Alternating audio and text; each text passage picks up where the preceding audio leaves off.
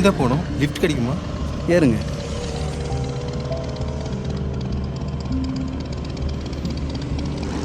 என் wife hospital அட்மிட்டாக இருக்காங்க. 2 மணி நேரமாக பஸ்ஸுக்கு வெயிட் பண்ணிட்டு இருந்த பிரதர். பஸ்ஸே வரல. பையன் வேற என்னோட 2 வீலர் எடுத்துகிட்டு போயிட்டான். அதனால தான் பிரதர் உங்ககிட்ட லிஃப்ட் கேட்டேன். ரொம்ப நன்றி பிரதர்.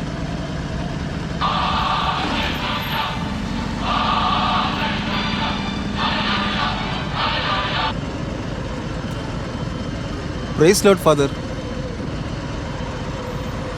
வைஃப் ஹாஸ்பிட்டல் அட்மிட் ஆகியிருக்காங்க. அதனால தான் இந்த வாரம் வர முடியல ஃபாதர். அவங்களுக்காக கொஞ்சம் பிரார்த்தனை பண்ணிவிடுங்க.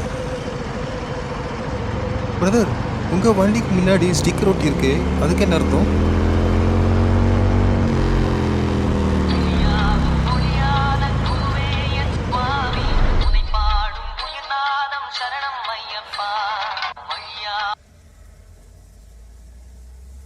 பெரியப்பா, வண்டி வேறு ரிப்பேர் ஆகிடுச்சு. நான் சீக்கிரம் வந்துடுறேன். இதோ வந்துடுறேன் பெரியப்பா.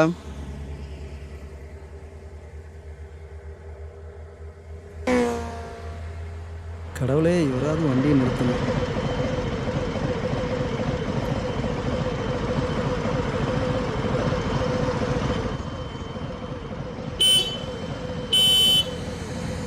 வாங்க சார், கொஞ்சம் டவுனில் விட்டுறீங்களா? ஏறுங்க ஏறுங்க.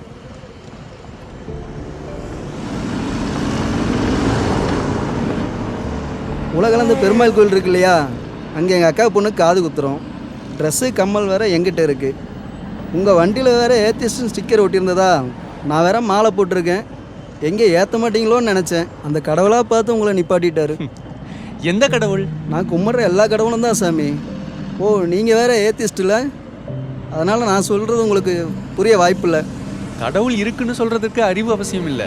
கடவுள் இல்லைன்னு சொல்கிறதுக்கு தான் அறிவியல் தெரியணும், இதிகாச கதைகளும் தெரியும். இருந்தாலும் சின்ன வயசில் நீங்களும் சாமி கும்பிட்டு இருந்திருப்பீங்களா? நீங்கள் ஏத்திஸ்டாக மாறினது எதனால் சாமி? நீங்கள் பெருமாள் கோயில் பிரசாதம் சாப்பிட்ருக்கீங்களா? ஒரு சின்ன பையன் கதையை சொல்கிறேன், கேள்வி. சொல்லுங்கள் சாமி.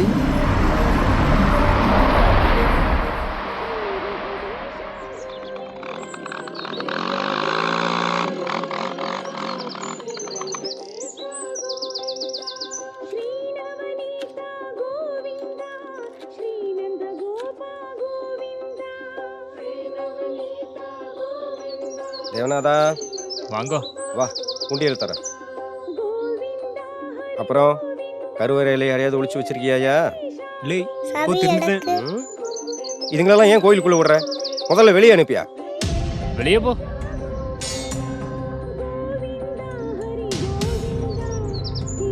இங்க இருந்து தண்ணி எடுத்து வாசல் நல்லா கழுவி விடியா. இனிமே இந்த வாசலை தாண்டி அதுங்களை உள்ள சேர்க்காதையா.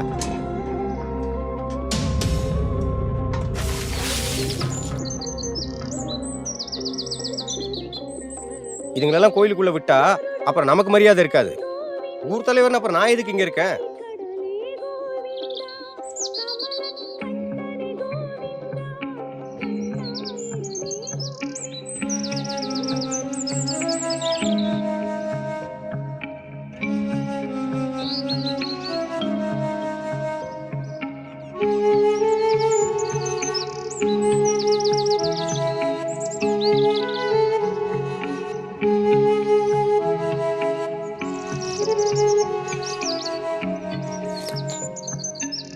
அம்மா, என்னப்பா?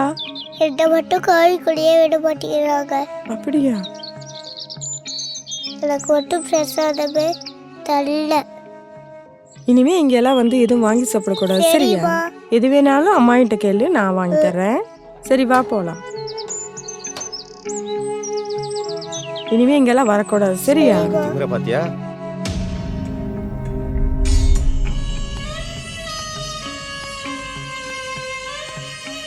எனக்கு மட்டும் பிரசாதமே தரல.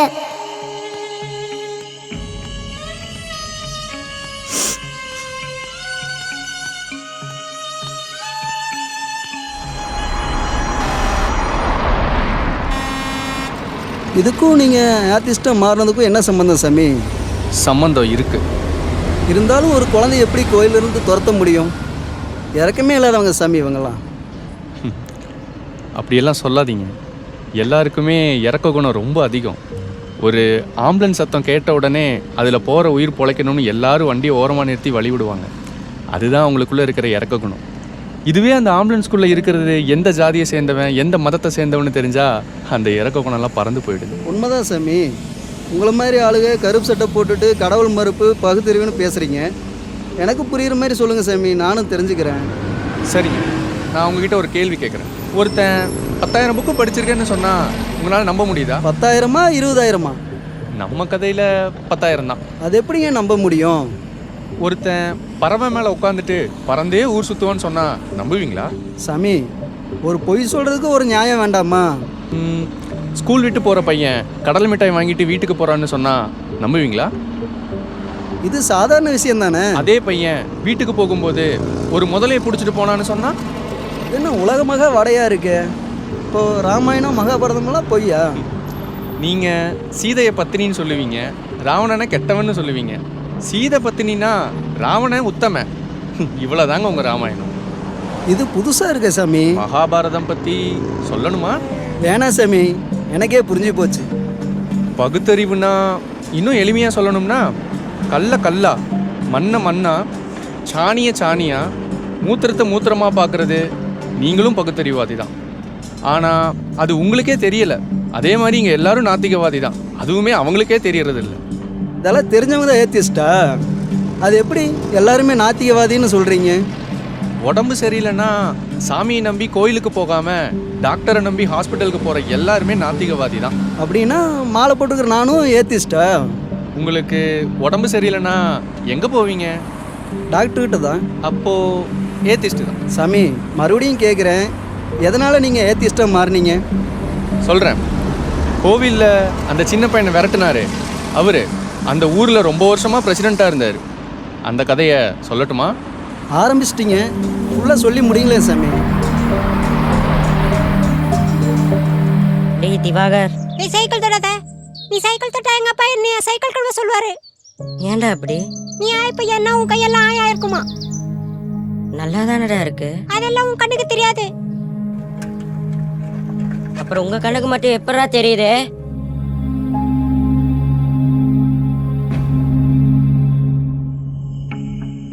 அம்மா சொல்லுப்பா. திவாகர் என் கையெல்லாம் ஆயா இருக்குன்னு சொல்றாமா. உன் கையில் ஆயில்லப்பா, அவன் கண்ணில் தான் பிரச்சனை. நீ நிம்மதியாக தூங்கு.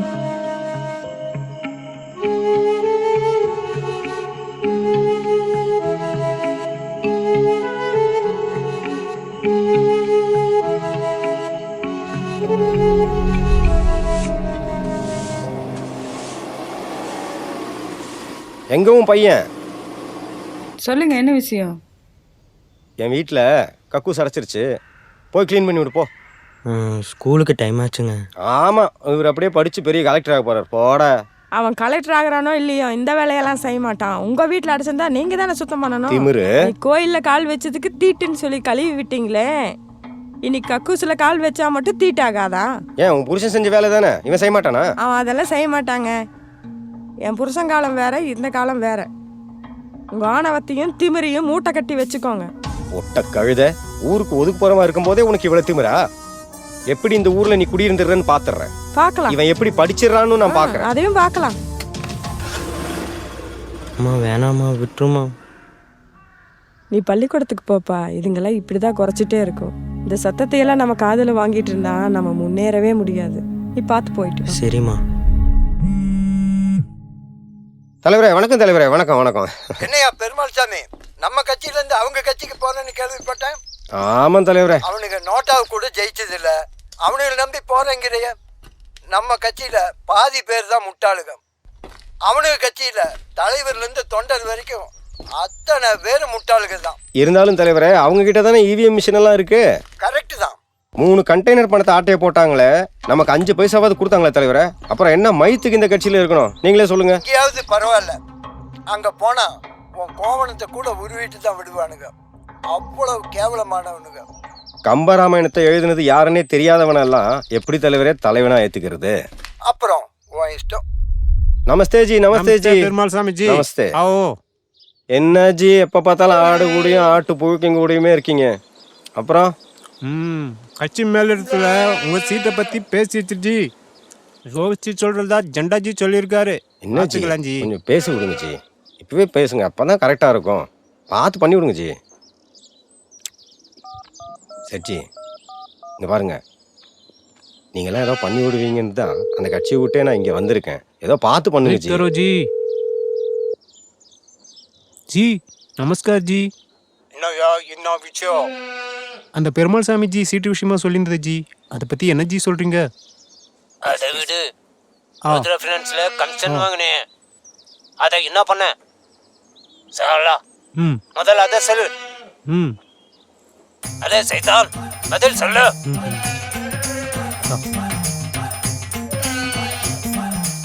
அங்க என்ன சத்தம்? ஆடு கழுத்துது ஜி. தமிழ்நாட்டுல உன்னை ஆட்டை பிடிக்க அனுப்பிச்சா நீ அங்க ஆடு பிடிச்சிட்டு இருக்கு. பதில் சொல்லு. அந்த பைசால என்ன பண்ண? அதை வச்சு தான் கூட்டத்துக்கு வர்றவங்களுக்கு காசு தருது ஜி. இல்லைன்னா சேர் காலி எடுத்து ஜி. யாருமே வரமாட்டேங்குது ஜி. அரே இந்த பெருமாள் சாமிலாம் ரெக்கமெண்ட் பண்ணிட்டு இருக்காது. இந்த தடவை நோட்டாவையாவது ஜெயிக்கணும். கண்டிப்பா ஜி, கண்டிப்பா ஜி. அதுக்கு வேலை செய். இனிமே முட்டாள்தனமா பேட்டி கொடுத்துட்டு இருக்காது. குதிரை வண்டியில எல்லாம் பாத யாத்திரை போறியாமே. ஏய் ஆட்டு முண்டோம். ஓகே ஜி, இருக்குது ஜி. இனியாவது ஒழுங்கா இருந்துக்கோ. மார்த்துங்க சாலா. என்ன ஜி?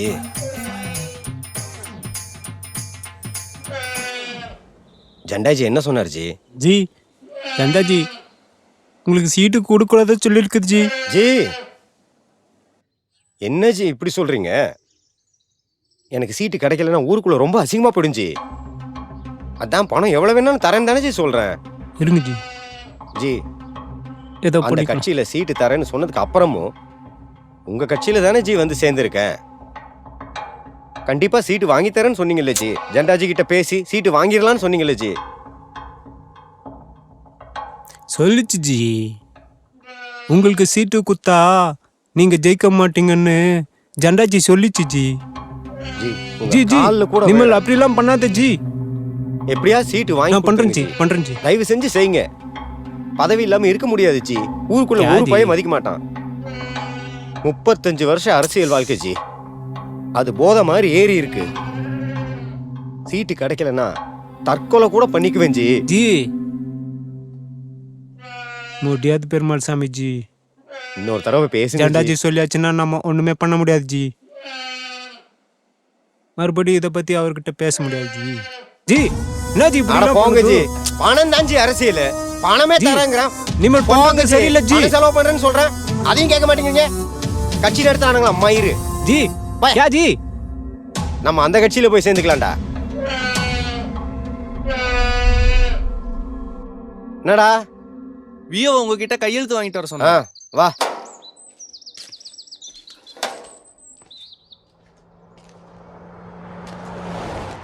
ஏய் செருப்பு வெளியே.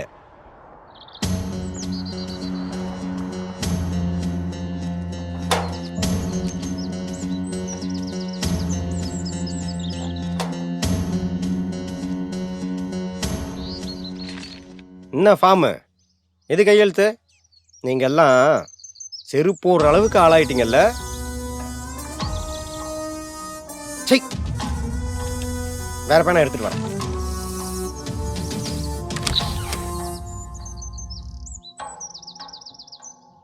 அம்மா இந்தாங்க. ஆமா, அன்னைக்கு உங்க அம்மா உங்க அப்பா பார்த்த வேலையை நீ பார்க்க மாட்டேன்னு சொன்னால. என் வீட்டு கக்கூசு சுத்தமா தான் இருக்கு, இருந்தாலும் கழுவிட்டு வா, கழுவிட்டு போடுறேன். சரிதானே? கரெக்டு தாங்க மாமா. கரெக்ட் தானே? சரிதாங்க. இவனுங்களாம் இப்படி தான் வச்சுக்கணும். ஆ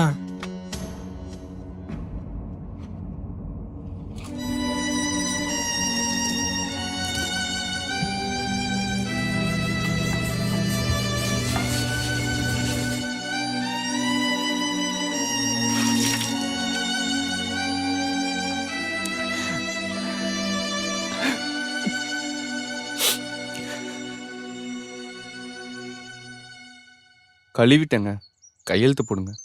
இந்தா.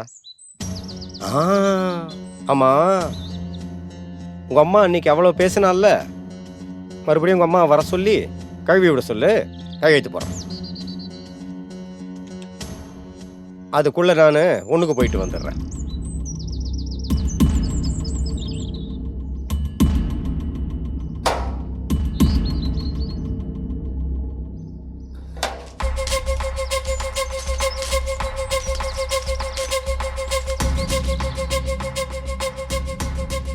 மாமா செருப்பு பார்த்தீங்க எப்படின்னு எப்படி போட்டு வந்திருக்கேன் பாருங்க. எவ்வளவு திமிரு இருந்தா என் முன்னாடி செருப்பு போட்டு வருவேன்.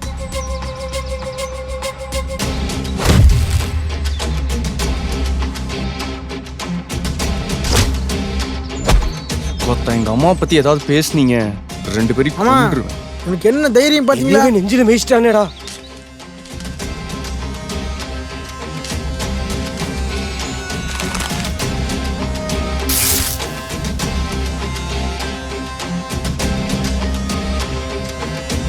அக்கா அக்கா என்ன பிருந்தா? அக்கா உங்க பையன் பிரசிடென்ட் போட்டு அடிச்சிட்டானாமா, ஊரே பேசிட்டு இருக்கு, என்னன்னு கேளுங்க. ஐயோ, இவனை வச்சுட்டு நான் என்ன பண்றதுனே தெரியல.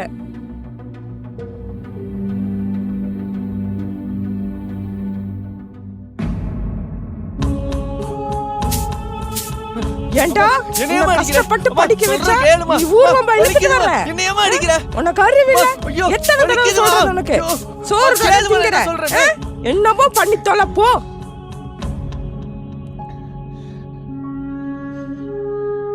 மறுபடியும் உங்க அம்மா வர சொல்லி கழுவி விட சொல்லு, கையெழுத்து போறேன். அதுக்குள்ள நான் ஒண்ணுக்கு போயிட்டு வந்துடுறேன்.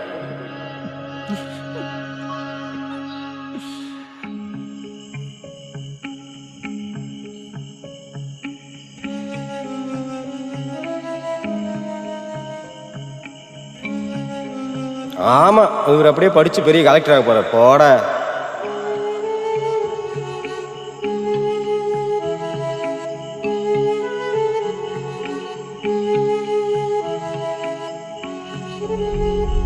இன்னும் நம்ம ஊர்ல இந்த மாதிரி ஜாதி கொடுமையெல்லாம் நடக்குதா? இந்தியா முழுக்க நடக்குது. இதை விட ஒரு கொடுமையை சொல்றேன். என் நெஞ்சில காலை வச்சு அந்த ஈன பயல தடம் தெரியாம அழிக்கணும்டா மாப்பிள.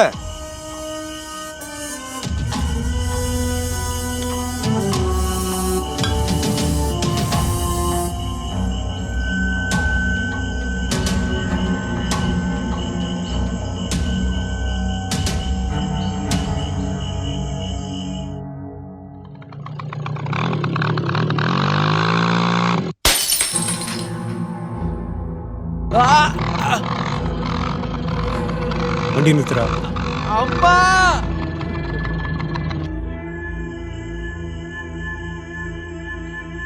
தம்பி, அவன் இன்னும் காணோம். எங்கேயா பாத்தியாப்பா? இல்லைங்கக்கா, எனக்கு என் கூட வரலிங்கக்கா. இந்த நாயை தூக்குடா.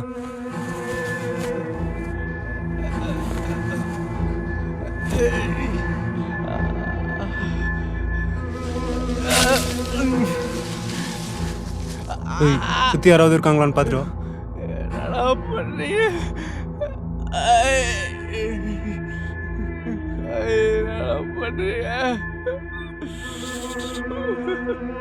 ஐயா, அவன் என்ன பண்றது சொல்லுங்க. சரிங்க, அப்படியே பண்ணிடுறேன். முடிச்சுட்டு கூப்பிடுறேங்க ஐயா.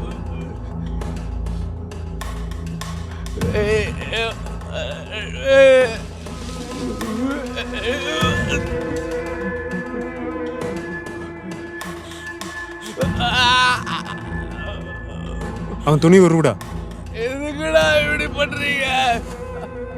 எதுக்கா? நீ செருப்பு போடுறதுக்கு, நீ பேண்ட் போடுறதுக்கு, நீ தலை நிமிர்ந்து நடக்கிற பாரு அதுக்கு. இது எல்லாத்துக்கும் மேல நீ படிக்கிறதுக்கு தான் நாயே.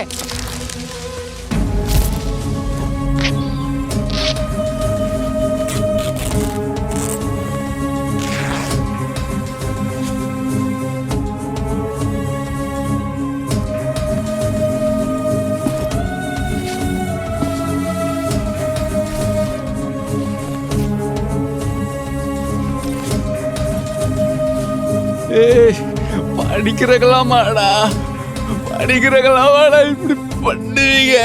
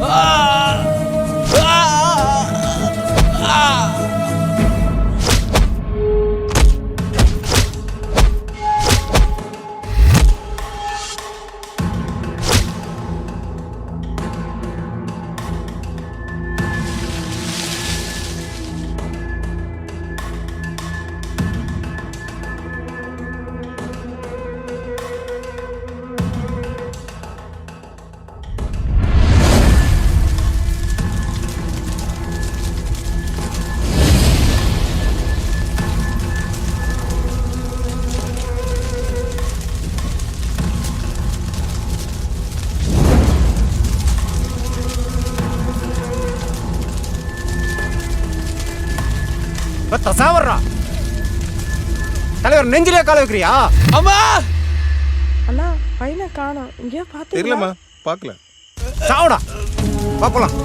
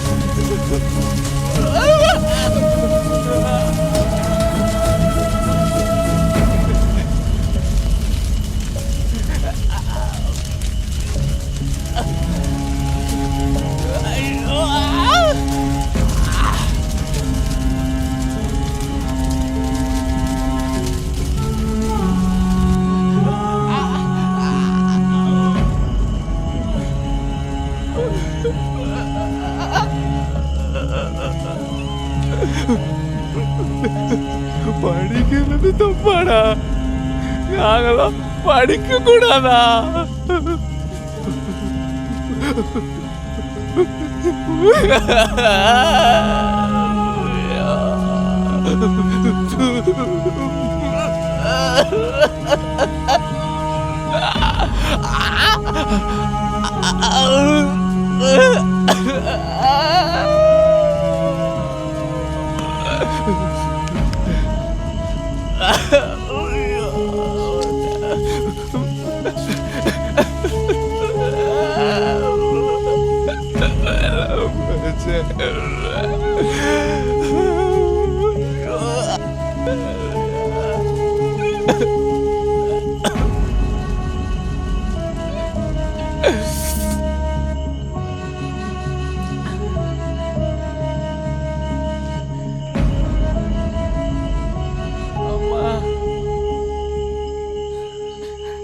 ஐயோ என்னடா கோலை இது, என்னடா ஆச்சு, ஏன்டா இப்படி ரத்தமா இருக்குது, எப்படிடா ஆச்சு, என்னடா இது, யாருடா, என்ன நடந்தது? இங்க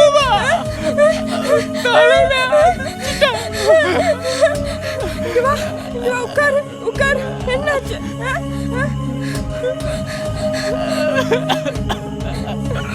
என்னடா நடந்துச்சு சொல்லுடா. அடிச்சுட்டாங்க, அடிச்சுட்டாங்க.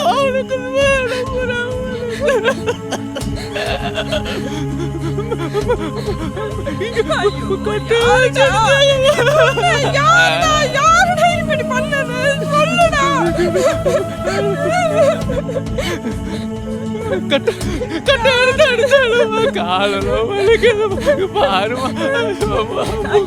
எப்படிடா நடந்து சொல்லுடா, யாருடா, என்னடா நடந்துச்சு சொல்லுடா.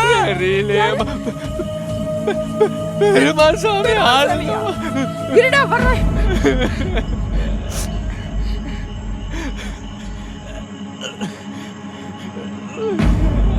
இதே கோலத்தில் போய் அவனை வெட்டிட்டு வா. இனி உனக்கு நடந்த மாதிரி யாருக்கும் நடக்கூடாது.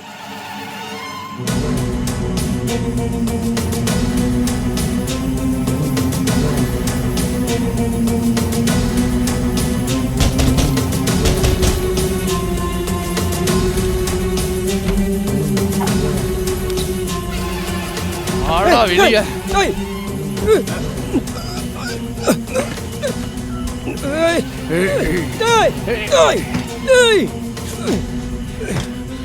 பெருமாள் சாமி, இப்ப கூட நினைச்சா நான் சங்கர்த்து விட்டு போயிடும்.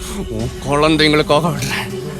நாளைக்கு நீங்க செத்தீங்கன்னா கூட நாங்க தான்டா குழி தோண்டணும்.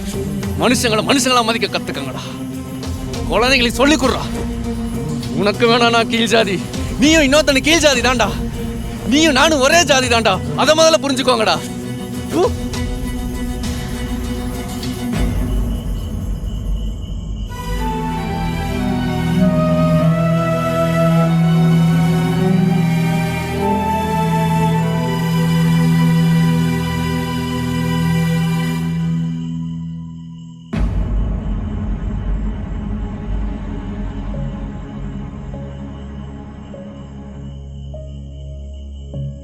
ஏன்டா வெட்டாம வந்த? உள்ள வரட்டுமாமா? ஏன்டா அவனை வெட்டாம வந்த? அவனை வெட்டிட்டு நான் ஜெயிலுக்கு போயிடுவேன். அப்புறம் நீ என்னம்மா பண்ணுவ? அவன் ஒரு ஜாதி வெறி பிடிச்சவன். அவனை வெட்டினா செத்துருவான். அவன் குழந்தைங்க என்னம்மா பண்ணுச்சு? இது வரைக்கும் என் பேச்சை நீ மீறினதே இல்லை. தடவையா மீறி இருக்க. இருந்தாலும் பரவாயில்ல, பெருமையா இருக்கு. அம்மா நான் எல்லாத்துலேயுமே ஃபர்ஸ்ட் மார்க் தாம்மா. ஐஏஎஸ் படித்து கலெக்டர் ஆகட்டுமாம்மா? வேண்டாம், நான் சொல்றேன் நீ என்னவா ஆகணும். பாவம் சாமி, அவரை எனக்கே பார்க்கணும் போல இருக்கு. அந்த பிரசிடெண்ட்டை குத்தி கொலை பண்ணா கூட தப்பு இல்லைன்னு தோணுது சாமி. சாமி இங்கே தான் நிறுத்துங்க. இதோ அங்கே நிறுத்துறேன்.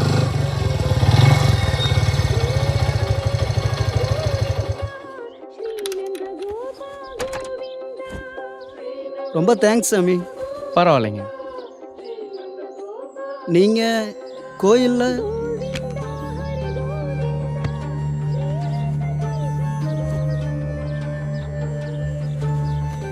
நான் இங்கே தான் அர்ச்சகராக இருக்கேன். அர்ச்சகரா? ஒயின் ஷாப்பில் வேலை செய்கிறவன் குடிக்கணும்னு அவசியம் இல்லை. கசாப்பு கடையில் வேலை செய்கிறவன் கறி சாப்பிடணும்னு அவசியம் இல்லை. அது மாதிரி தான் கோயிலில் வேலை செய்கிறவன் சாமி கும்பிடணும்னு அவசியம் இல்லை.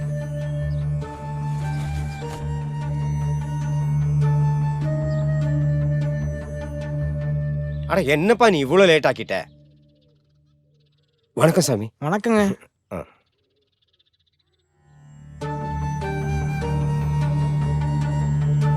சீக்கிரம் வாங்க, பூஜைக்கு நேரமாச்சுல்ல. நீ கலெக்டரே ஆனாலும் உன்னை அசிங்கப்படுத்த தான் செய்வாங்க. எல்லாரும் கையெடுத்து கும்பிட்ற மாதிரி நீ ஆகணும்.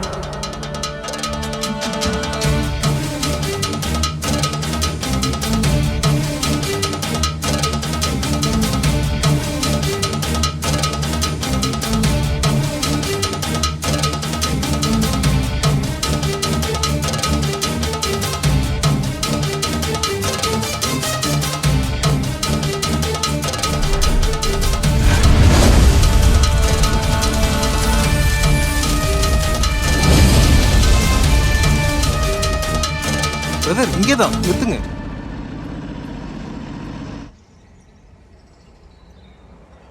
ரொம்ப தேங்க்ஸ் பிரதர்.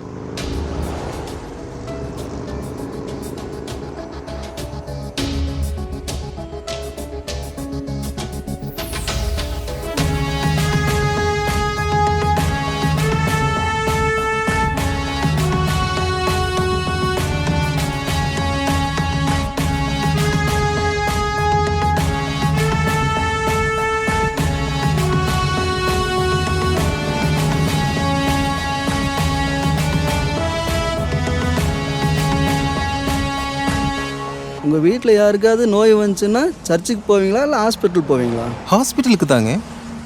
அப்போ உங்களுக்கும் பகுத்தறிவு வந்துருச்சு.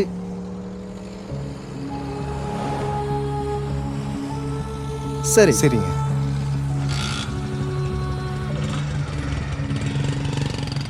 இத்தனை வருஷமா நானும் நாத்திகனா தான் இருந்திருக்கேன். இனிமே இவரால் என்னோட மொத்த குடும்பமும் பகுத்தறிவோடு இருக்க போகுது. வாழ்க்கையில் ரொம்ப கஷ்டப்பட்டுருக்கிறாரு பாவம். ஜாதி மத வெறி பிடிச்ச மிருகமாக இல்லாமல் மனுஷனாக வாழ்வோம்.